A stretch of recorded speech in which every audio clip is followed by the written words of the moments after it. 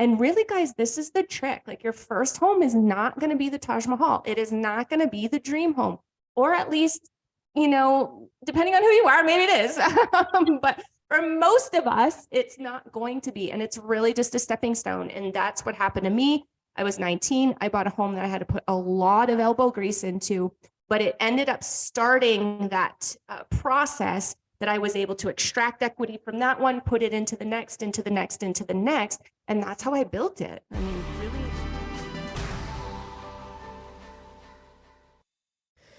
Hey y'all, Katie here, and welcome to Make Dollars Make Sense, the podcast that helps you teach your child financial literacy.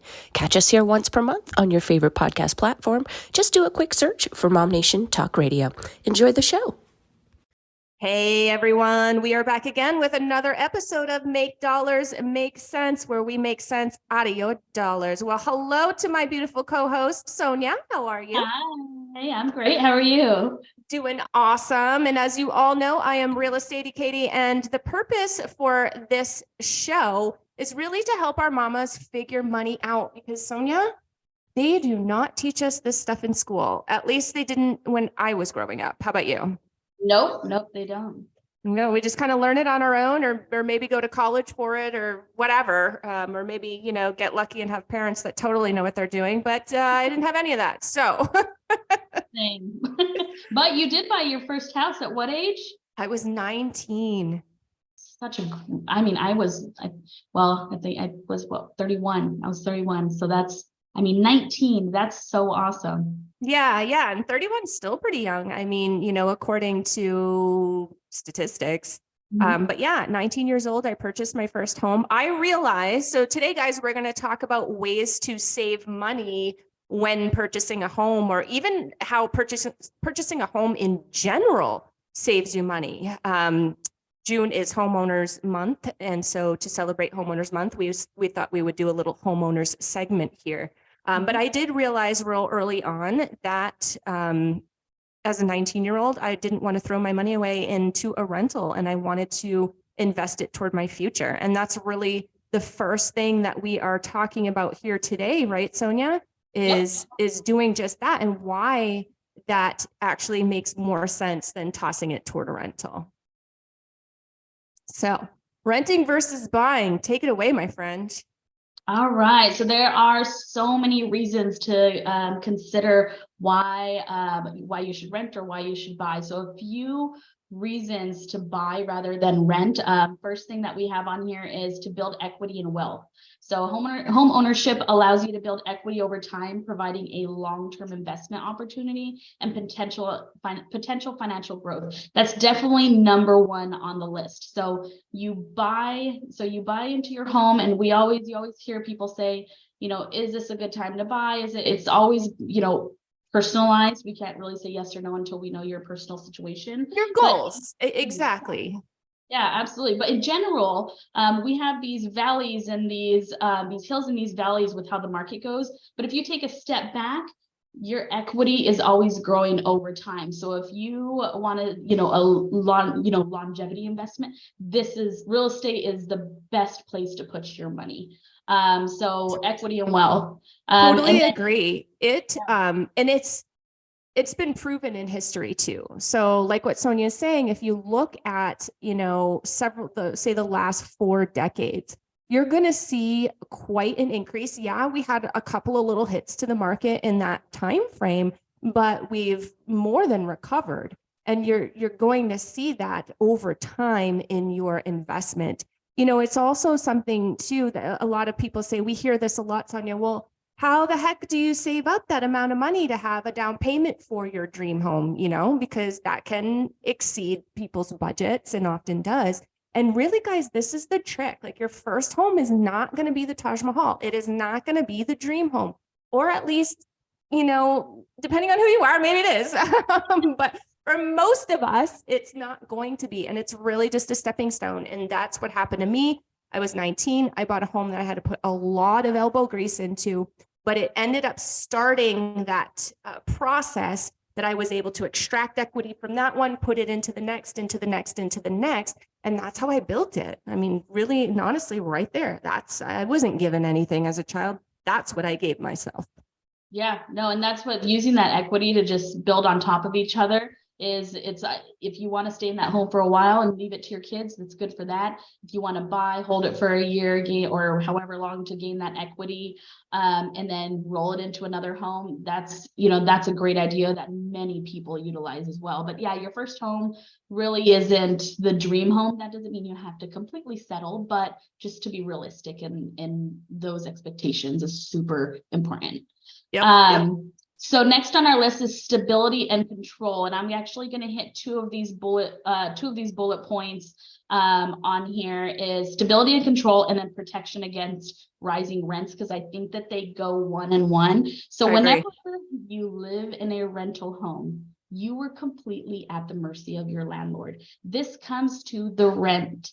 This comes to how you could personalize your home. One of the biggest, most amazing things about owning a home is you can paint that wall. You can hang up a picture here. You can modify it the way that you want. And that's the great thing about owning a home is that you have the freedom to modify your home. And you also have that stability so that you're not worried about, number one, the house getting sold from under you.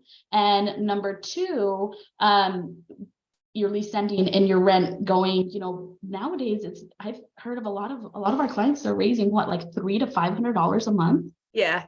Yeah. There's been a lot of that in the last couple of years. And really, owning is your hedge against that. What Sonya says is 100% true. There are some other costs in there that a lot of renters don't figure in when they're like, what if I have to fix something on my house? Well, yeah, there are some different ways that you can get around that and make that more cost effective too, if you're smart.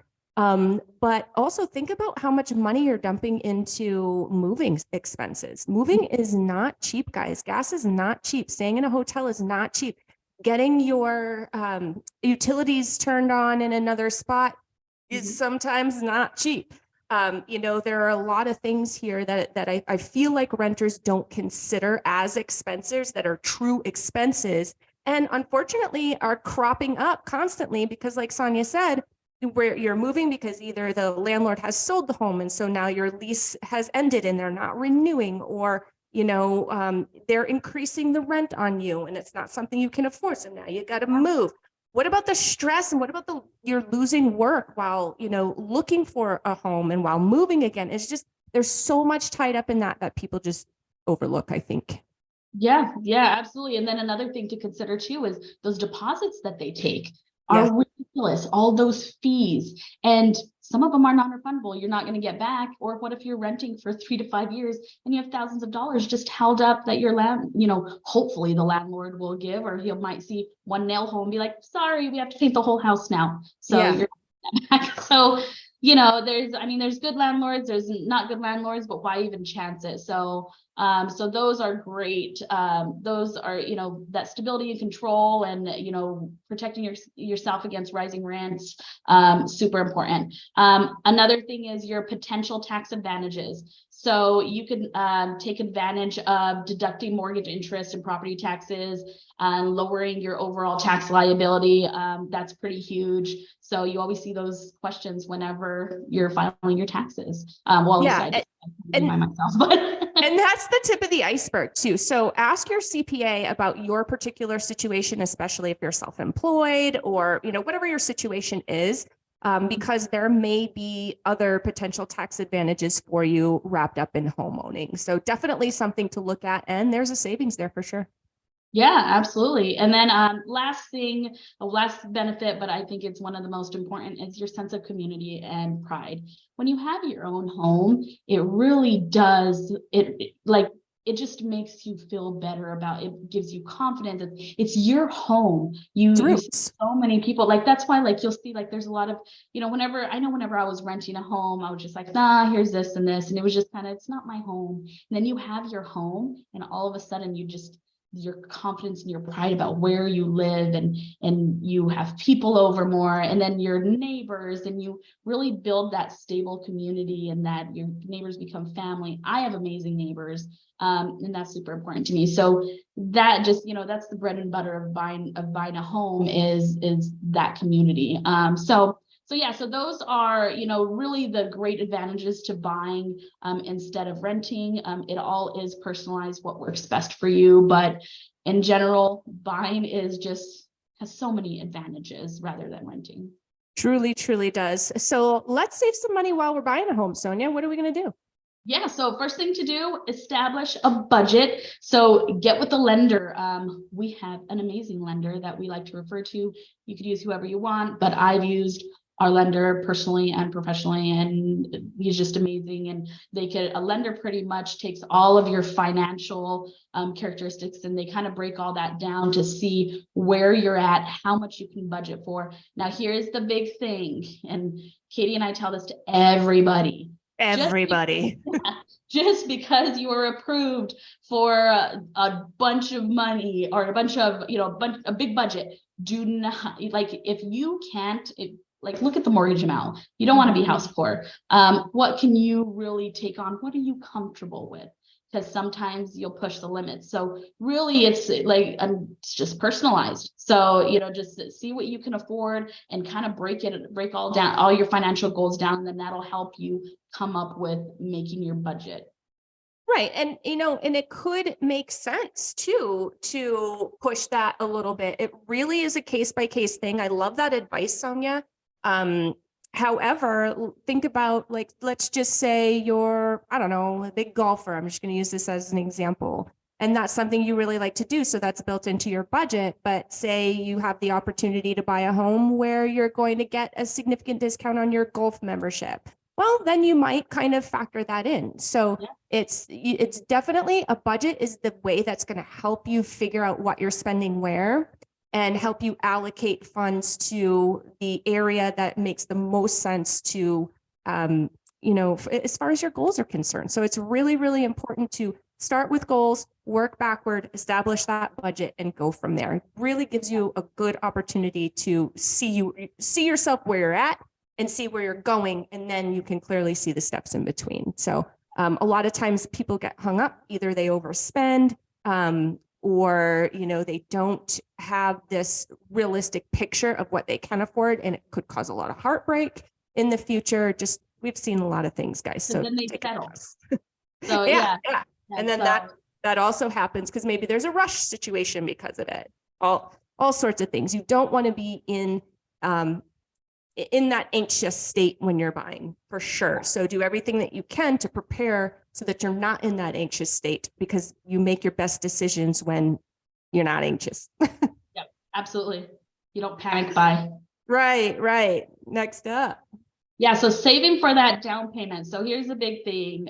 Start saving early. Like, if you have an idea that you want to buy in 10 years, start saving. 10 years is a long time, but that gives you, instead of you rushing whenever the time comes, you can already start saving up here and there. And once you come up with that budget, then you can really say, okay, I'm going to take from this, and I could take from this and put it in this account. And whenever you have a larger down payment,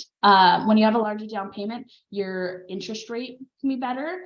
Or if you save enough for a down payment, but then you save a little bit more, you could even use that money to buy your interest rate down. You could use that money to roll over into the cost of closing costs, because the down payment isn't the only thing that you need to save up for whenever purchasing a home. There's inspections as well. Your appraisal, little things like that. But so start saving early, because that money can add up. So right now, like for an FHA loan, 3.5% you need. Sometimes people feel more comfortable putting 20% to avoid PMI. But it is a large amount of money for a $450,000 home. It's about $15,000. So, if you're already kind of at your budget, it's good to start as early as you can, so that you could just put away a little instead of waiting last minute and having to chunk out a ton. So absolutely. But if you don't have down payment funds, don't let that discourage you, because there are some programs out there that might make sense and may fit your budget, that can help you with that down payment. So don't get too discouraged. I prefer Sonya's idea first. If you can save up a down payment, great. You're going to have a little bit more flexibility with that, especially because money's money, and you can allocate that into other areas should things come up, or maybe you want to do some remodeling, or maybe you want to buy some furniture, whatever the case may be. That's not going to be, it's not a bad thing to have money saved, right? Yeah. But there are some different things out there just to kind of put that, to put that little bug in your ear. If down payment seems really far away and the house ownership seems much closer, then there are things that you can look at for that. Yeah, there's tons of options. Agreed. Next up. So the first thing that you do going along with your budget and once you start saving is to cut the unnecessary spending. Limit the times you go out and eat, cut those Starbucks and make coffee at home, little things that you can cut back on. Don't go out so often. There's little things that you can do at home, budget friendly ideas. There's tons of stuff all over the internet. I mean, you could Google like fun stuff to do in Phoenix for free or low. Yeah, and there's exactly. so many amazing things to do. So just because you're cutting your expenses does not mean that your life has to be boring. So yeah, that's a huge thing that can help, so that if your income isn't there, to be able to save away, just cut back a bit. Well, and this is where the budget comes in too. Sonya and I actually did an entire episode on budgeting. So it was maybe it was the last episode actually. So I'll put the link here in the show notes so that you guys can check that out. And that budget, once you put pen to paper and actually write everything out, that's going to help you determine what your expenses are. Because, you may be, if you're like anybody and you're busy and you're shuffling the kids to school and you're getting to work and things are just going by swiftly, you may not realize that you grab a Starbucks every morning. It's just part of your routine. I didn't realize that. You may not realize that you're eating out for lunch every single day and how that's adding up. So the more that we can put that down in black and white and actually look at it, the better off we're going to be. And we're really going to understand where our money's going. Yeah. And then even if you have like an amount that you want to set aside in budget every month for your down payment, don't make that an option. Make it one of your expenses, like electricity, like your water bill. Make it a non-negotiable expense that you have to put away. And that'll help a lot, instead of just saying, oh, maybe I'll just put double next month. And then it just keeps rolling over. And then you're not saving for 6 months in a row. So, right. Yeah, exactly. And this is kind of what we went over. So creating a savings plan is really good. So if you go to your bank, chances are they have some kind of program to help you save, whether it's, every time you swipe your card, rounding up to the next dollar, or, every week having a certain amount transferred into a different account. You can talk with a financial planner. You can talk with your bank and see what programs they have for saving, and definitely take advantage of that. For sure. Yes. Savings. You'll never be sorry you saved. Trust me. And this one is saying increase your income sounds like a huge thing to do, but there are a couple little things that you can do. So there's like freelance work.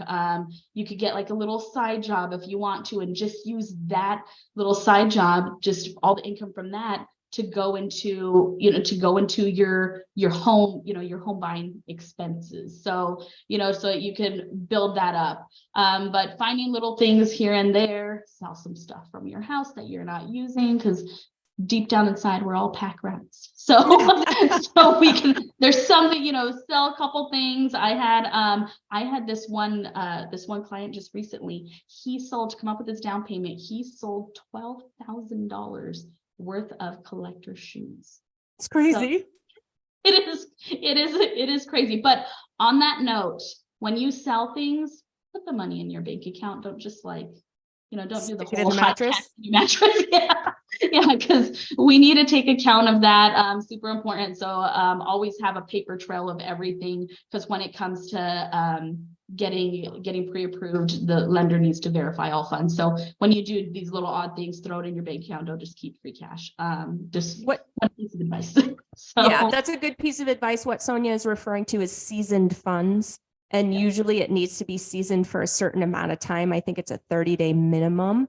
So she's right. Pop that cash into your bank account. That way it's sitting there, and that can be seasoned by the lender when it's time to hit underwriting. Good advice. Yeah. And then this is what Katie was talking about, down payment assistance programs. Your lender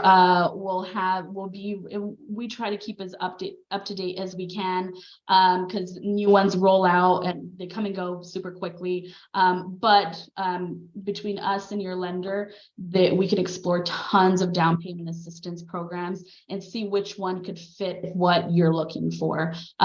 These are amazing, and some of them, they do have restrictions, which aren't that, a lot of times you have to stay in the home for a certain amount of time. If you sell the home, then you have to repay it. But a lot of them, if you just stay in your home for 3 to 5 years, for some of them, they're forgivable. One of them just came out, I think, 10 years, but as long as you don't sell, but it's forgivable. So if you just if you find a home that you want to stay in for a while, you don't ever have to pay that back. So, and that really helps, because then those funds that you allocated for your down payment, any that you did, could be used towards the closing costs. You could buy a home warranty. You could, use them to furnish your home, because you don't have to pay your down payment. There's so many other amazing things that you could use that for. So, yeah, totally agree with that. Your credit score.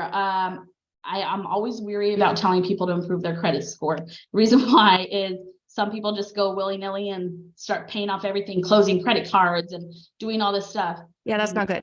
No, do not attempt to fix your credit without talking to somebody who knows what they're doing, and somebody in the credit industry, whether it be your lender, financial planner, anything like that. Just talk to somebody before paying things off, because $200 here could mean something completely different to $200 in another account. So, but improving that credit can help you get a better interest rate. Your better interest rate will have you could qualify for more. If your dream home is $15,000 out of budget, you improve your credit score, there you go. You can afford it. So, so there's improving your credit score is good for buying a home, for anything really. Whenever you buying a car, so it's insurance, getting a job. I mean, they check that now. Didn't used to back in the day. Yeah, no, they even check your social media. It's crazy. That's another episode. Definitely important on your credit guide. So the biggest thing that we can tell you is to be patient and flexible. Saving up money takes a while. Fixing your credit takes a while. And then, being flexible, like Katie was saying, your first home is not going to be your forever home, most likely. So, be flexible when it comes to your location, the property type. And that'll help you. Like if you find a home that you really love and it doesn't have a pool, but you're like, it has a community pool, but it's like the perfect home, and that's something that's negotiable and it's the right price, you could go for that home. So it's different than settling, because there's compromise. So there's a different viewpoint there, but yeah, it's just be patient, because it doesn't happen overnight, and surround yourself by great real estate agents, a great team of real estate agents and lenders, so that we can help guide you through. Don't try to do it on your own, because you don't need to. We're always here to answer any questions, but yeah, that's pretty much it. But yeah, definitely having experience on your side, that is experience on your side, representation, I meant, that is experienced, is really important. And so do a little bit of research, maybe get some names from people that you love and trust that have worked with people before. I mean, we're here. Hello. I know there's a lot of people that know us. But look at testimonials, look at your agents and, your lenders and financial advisors and all of that. Look them up on Google, look and see what their ratings are, look and see what kind of content they put out, that kind of thing. That's so super important. That'll save you not only dollars, but that's going to save you headaches too, which equate to dollars at the end of the day, because time is money.